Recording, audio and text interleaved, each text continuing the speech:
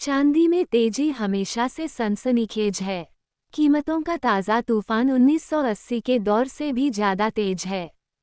सरकारें भी हैरान हैरान हैं और बाजार भी। ग्लोबल बाजार से चांदी गायब है। मांग आसमान पर है। बीती दीपावली से इस ज्योति पर्व तक चांदी 89% महंगी हो गई। ईवी या सोलर पैनल के लिए चांदी नहीं मिल रही है। ईटीएफ ने निवेश लेना रोक दिया। ज्वेलरों ने दीपावली पर ऑर्डर रोक दिए। चांदी करीब 6000 साल से मनुष्य के साथ है। ये दुनिया की सबसे जालिम धातु है। चांदी ने इतिहास को बेशुमार दर्द भी दिए हैं। तो आइए हम चल रहे हैं रूपहले सफर पर, सीधे 6000 साल पीछे।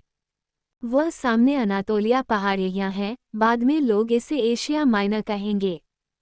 फिर कुछ सदियों बाद ये तुर्की का हिस्सा हो जाएगा। फिलहाल ये देखिए कि प्राचीन खनिक सोने के साथ प्राकृतिक रूप से मिली हुई एक चमकदार धातु पा गए हैं और इसकी खबर मिस्र के फिरौन तक पहुंच गई है। फिरौन के लिए ये रूपहली धातु चंद्रमा की देवी आइसिस से जुड़ी है। आगे बढ़ते हुए मंदिरों के शिलालेख जरूर पढ़िएगा, जो बताएंगे कि मिस्र के इतिहास के ज़्यादातर समय में चांदी की कीमत सोने से ऊपर थी। हम 3200 ईसा पूर्व में मंडरा रहे हैं। नीचे प्राचीन भट्ठियां चांदी युक्त अयस्कों को पिघलाकर चांदी को सीसा और अन्य अशुद्धियों से अलग कर रही हैं। मनुष्य कितनी जल्दी सीख गया है खनन और प्रोसेसिंग। हम लीडिया होते हुए एथेंस की तरफ निकलेगी। हमारे समाने 600 BC लीडिया है, जहां बाजारों में पहली बार चांदी के सिक्के चल रहे हैं। चांदी पहली मुद्रा बन गई है, जिसे कांस्य ब्लॉकों पर हाथ से ढाला गया है। और अब हम आ गए 5वीं शताब्दी ईसा पूर्व एथेंस में। शहर के दक्षिण में लोरियन खदानों में चांदी की पहली व्यवस्थित औद्योगिक खोदाई हो रही है। ये खदानें सालाना 20,000 किलोग्राम चांदी पैदा करती हैं, जो एथेंस की कमाई का 25% है। यही है वह चांदी जिससे एथेंस की करेंसी द्राख्मा बनाई जाती है। ये सिक्के बाद की खोजों में भारत में भी पाए जाएंगे। देख ही रहे हैं कि चांदी एथेंस के स्वर्ण युग का आधार रही है। लोरियन की दौलत से एथेंस की विख्यात नौसेना बनी, जिसने 480 BC सलामिस में फारस को हराकर एथेनियन साम्राज्य स्थापित किया है। चांदी के दम पर एथेंस का लोकतंत्र मजबूत हुआ है। मशहूर एथेनियन उल्लू छाप द्राख्मा सिक्के भूमध्य सागर के इलाके में फैल गए हैं।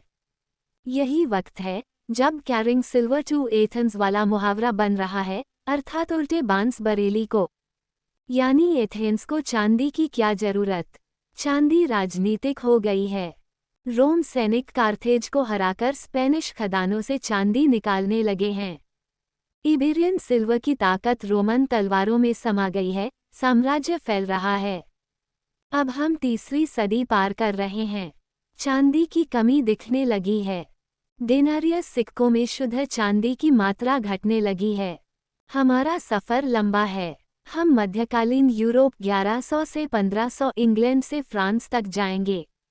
शुरुआती मध्यकालीन शासक बीजांटिन चांदी की प्लेटें पिघलाकर सिक्के बना रहे हैं। इस बीच पश्चिमी फ्रांस के मेल में कैरोलिंगियन खनिकों ने आर्जेंटिफेरस गैलेना से चांदी निकालने की नई तकनीक बना दी है। हम 16वीं सदी के मध्य में हैं। पहली बार आप एक नया मौद्रिक तमाशा देखने जा रहे हैं। हेनरी अष्टम इंग्लैंड के सिंहासन पर हैं। उन्होंने चांदी के पहले ग्रेट डिबेसमेंट का फरमान लिख दिया है। विदेशी युद्धों के लिए पैसा जुटाने को बेताब हेनरी ने सिक्कों में चांदी की मात्रा 92.5% से घटाकर 25% कर दी है और तांबे की मात्रा बढ़ा दी है। इधर सुदूर लैटिन अमेरिका में चांदी रक्त रंजित इतिहास लिखने की तैयारी में है। ये 1545 का साल है। सामने है बोलिविया की पोटोसी खदानें। स्पेनिश विजेताओं ने इतिहास की सबसे कुख्यात चांदी खदान खोजी है। समुद्र तल से 4000 मीटर ऊपर ये सेरो रिको अमीर पर्वत 16वीं शताब्दी में दुनिया की 60% चांदी छिपाए हुए है। स्पेनिश शोषण शुरू हो गया है। स्थानीय निवासी जबरन मजदूर बनाए गए हैं।